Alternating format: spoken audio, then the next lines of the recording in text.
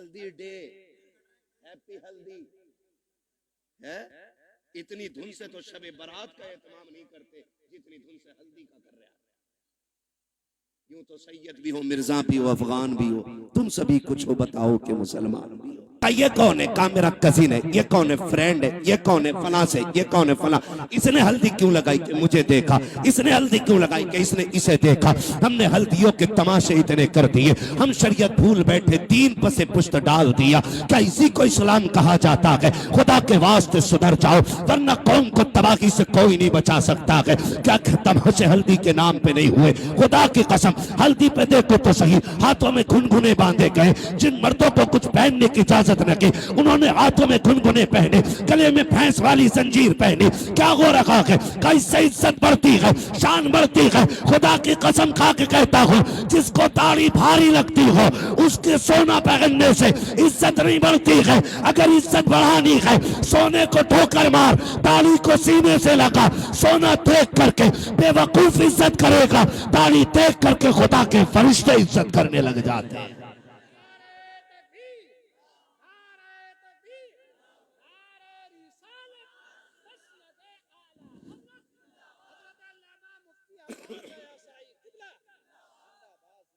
समझ रहे मेरी बात? हल्दी करोगे से बंद करो हल्दी सल्दी। जितनी तूने लगाई है इतने में 4 लोगों का खाना बन जाता। क्या तरीके हैं ये? इस्लाम ने 5 वक्त वुजू का तरीका दिया था। तुझे वो देखे मुंह नहीं निखारा जा रहा, हल्दी लगा के पीला हो रहा है। हल्दी लगा के, और कम लड़कियां नहीं। अब्बा दे रहा 15,000, ले ब्यूटी पार्लर चली जा। कहां? ब्यूटी पार्लर अब्बा भेज रहा है। अब्बा, ये भुएं कटवाई जाती है। ये पूछो इन उलमा से, एक बाल तक उखेड़ना हराम है। एक बाल तक। तमाशे हो गए, हद हो गई। जन्नत न तेरे बाप की है न मेरे बाप की है। जन्नत इतनी सस्ती होती ना तो ज़ैनब ने लाशों पे घोड़े देखते हुए दौड़ते घोड़े देखे, लेकिन सर से चादर नहीं सरकने थी। सगे भाई के बदन पे घोड़े दौड़े, सैयदा ज़ैनब ने पर्दा नहीं छोड़ा। देखो तो सही, अकबर की लाश सामने थी लेकिन पर्दा नहीं छूटा। बेटों की लाश पे घोड़े दौड़े, पर्दा नहीं छोटा। तेरी बेटी ने गैर के जाके आगे अपने कपड़े उतार दिए, दुपट्टा हटा दिया। का इतना सजा दे एक रात की दुल्हन बन सको। मैं कहता हूं मेरी बहन, कान खोल के सुन ले, इस महकम से एक रात का हुस्न आता है। अल्लाह वाली बन जा, कयामत के दिन अल्लाह इतना हसीन बनाएगा कि हूरे तेरे हुस्न को देख के रश्क करती नजर आएगी। और नतीजे मेकअप कितने में होता है? अरे पैंट कितने में होता है ये बताओ, सीधी बात। कितने में हो जाता? 10,000, 5,000, 15,000 जैसी क्वालिटी चाहिए। अब तो सब में बन गई है ना। अच्छा, उसूल क्या है? दूल्हा बनते हैं तो क्या रकात पढ़ते हैं? कितनी पढ़ते? पीछे वाले भी पढ़ते हैं कि ऐसे ही चले गए थे ससुराल? कितनी रकात? 2 रकात। और फिर तरीका यह है इस्लाम का, 2 रकात पढ़ के गया था, 2 रकात आके पढ़ता। तू भी पढ़ता, वो भी पढ़ती, लेकिन वो इसलिए नहीं पढ़ेगी कि वुजू करना पड़ेगा। और वुजू कर लिया तो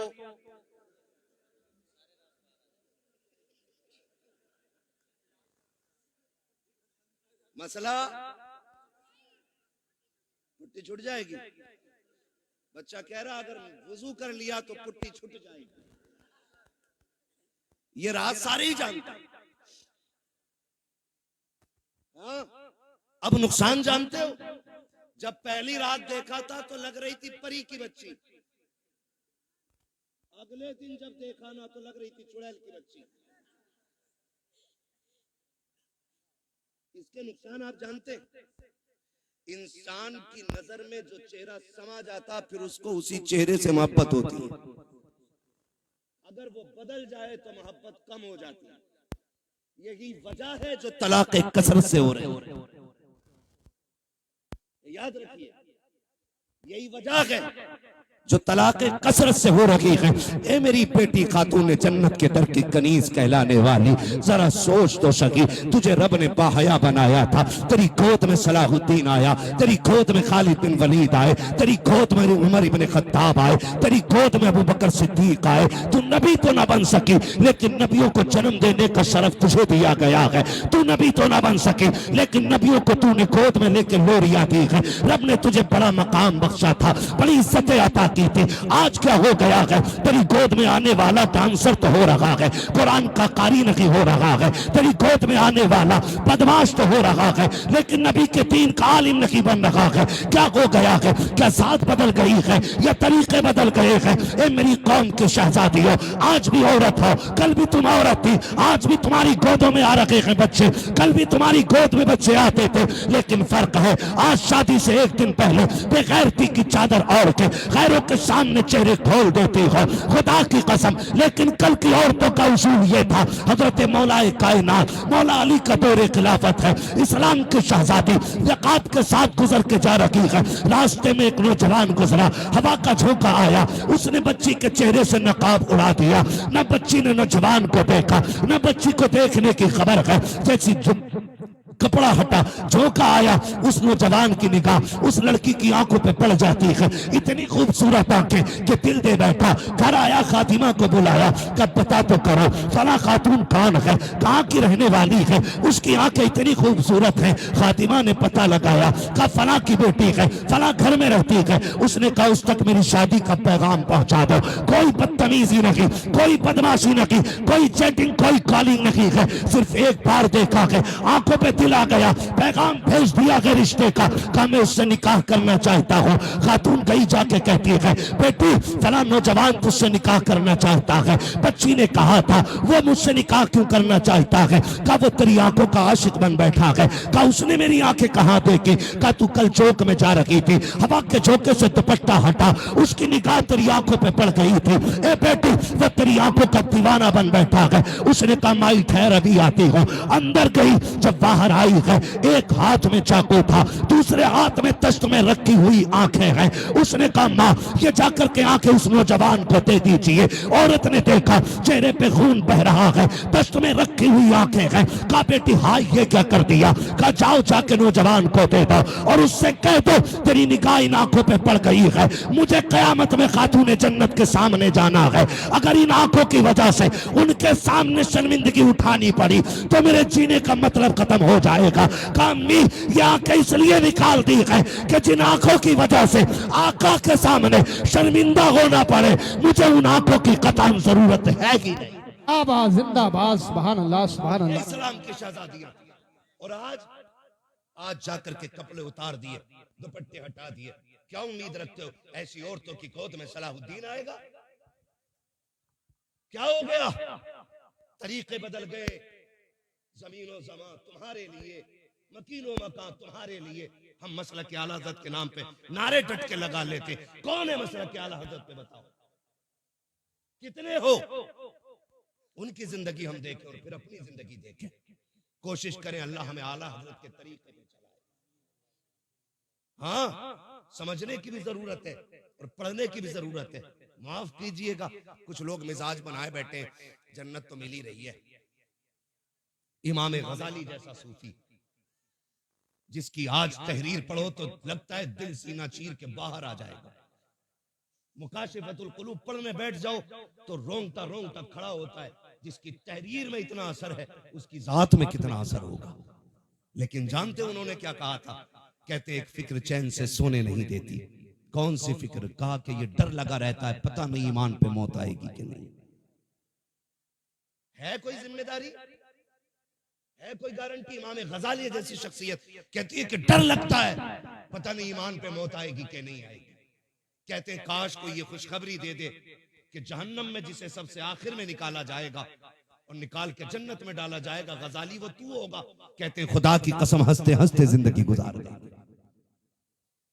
ना हम गजाली हैं, ना हम सूफी हैं, सही से पक्के मुसलमान भी हम नहीं हैं, और बेफिक्री इतनी कि डर कोई नहीं है। खुल के गुनाह चल रहे हैं। डट के चैलेंज के साथ, हुजूर निकाह तुम्हारी सुन्नत है, डांस जरूर करेंगे हम, डीजे जरूर बजाएंगे हम। बताओ, कौम का बेड़ा गर्क होने को है और मेरी कौम के बेगैरतों को डीजे बजाने से फुर्सत नहीं। मैं उन्हें गैरतमंद कहता ही नहीं जो बेटे के निकाह पे, भाई के निकाह पे, अपने निकाह पे डीजे बजाएं। गैरत क्यों नहीं आती है? निकाह करते वक्त तुझे हुजूर की याद क्यों नहीं आई? मुझे बताया जाए। और ये डीजे बुढ़िए बुढ़िए तुम्हारे यहां भी होती है, वो औरतें जिनके बाल सफेद हो जाते हैं, अगर ढोलक ना आवे ना 7 दिन पहले तो कह रही लगी ना रहे, अभी आओ अल्लाह का गफूरन तू बुला मजीदन तू मगा बजा। इसके पैर कब्र में लटक गए और इसे बिना ढोलक के मौज ही नहीं आ रही। 3 बजे खीले लेके लौट रही है ढोलक में से, और इससे ईशा की पढ़ने कहते तो कहते घुटने काम ना करते, मुसल्ले पे उठा नहीं जा रहा इससे, और नाली ऐसे कूदती चली जा रही है जैसे हिरन जा रहा है। ये कंडीशन है। जिन हाथों में जिस उम्र में तस्बीह होनी थी उनमें ढोलक है, रोना किस बात का है? इसी वजह से बेटे शराबी बन गए।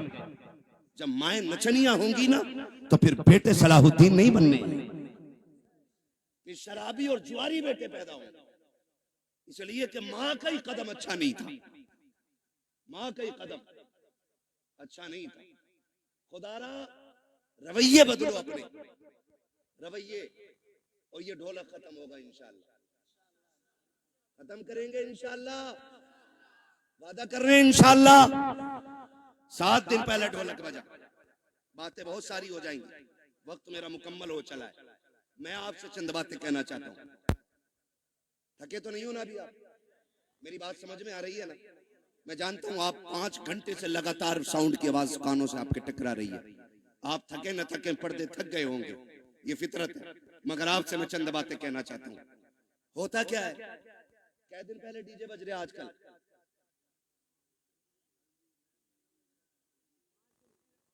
5 दिन तो चल ही रहे हैं, क्योंकि पंचतन के मानने वाले जो हैं पहले, अच्छा डीजे की कोई तखसीस है कि बेटे में बजेगा या बेटी में? अब तो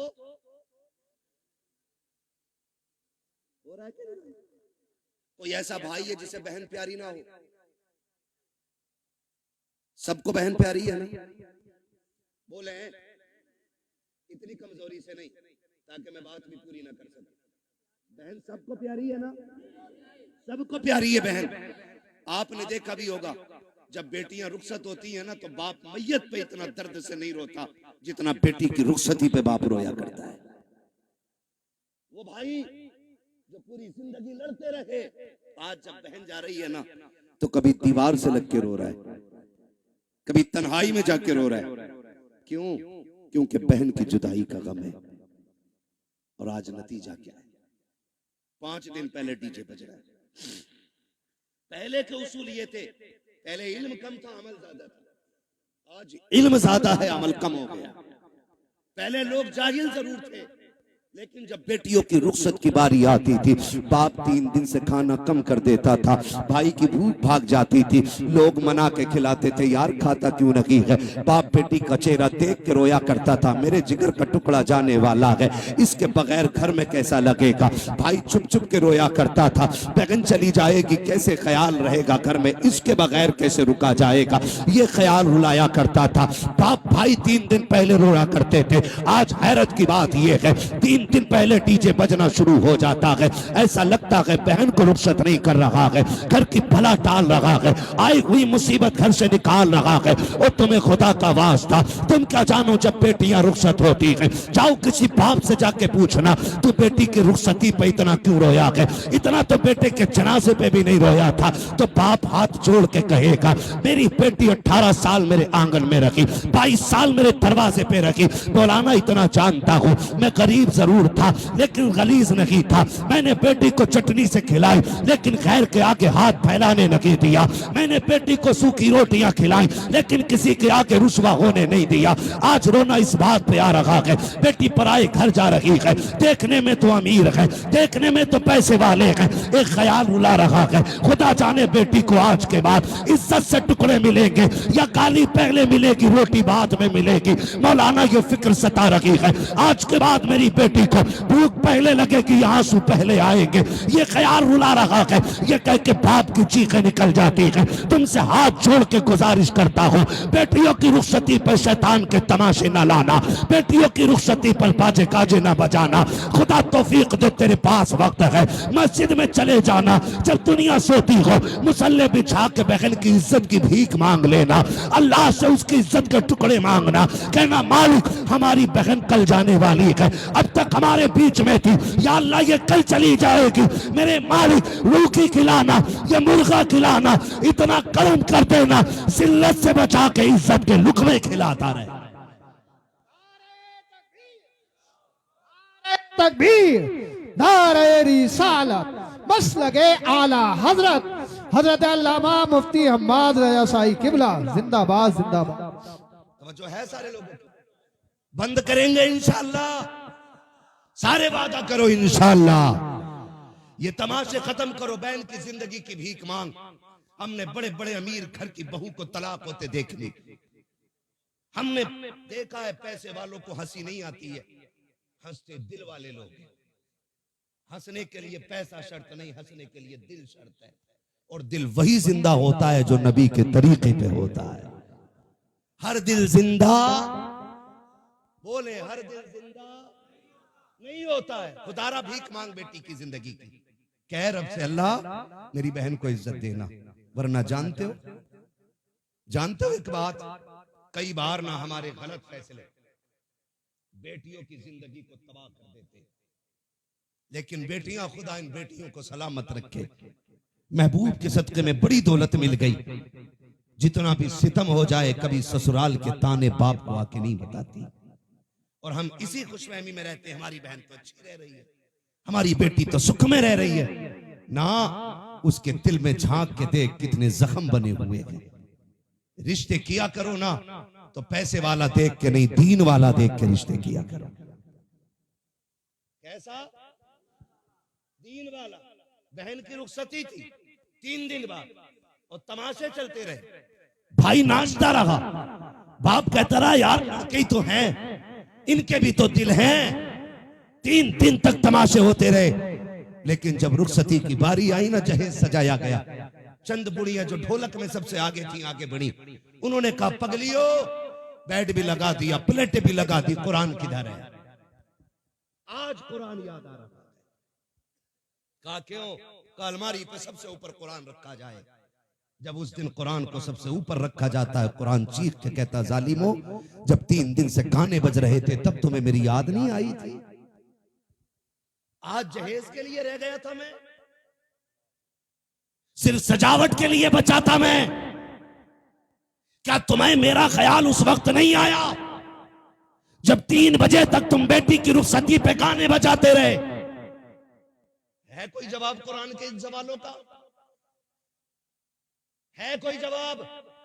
कोई जवाब नहीं होगा। और याद रखो, जब कुरान शफाअत कराने का हक रखता है ना, तो शिकायत करने का भी हक रखता है। ये याद रखना मेरी बात। शायद इतनी कड़वी तुम्हें कोई कह के ना जाए, किसी के मुरीद टूट जाएंगे, किसी के खलीफा छूट जाएंगे, मुझे कोई फर्क नहीं पड़ता। मेरी ड्यूटी अल्लाह ने यही लगाई है। कुरान अगर शफाअत करने का हक रखता है तो कुरान शिकायत करने का भी हक रखता है।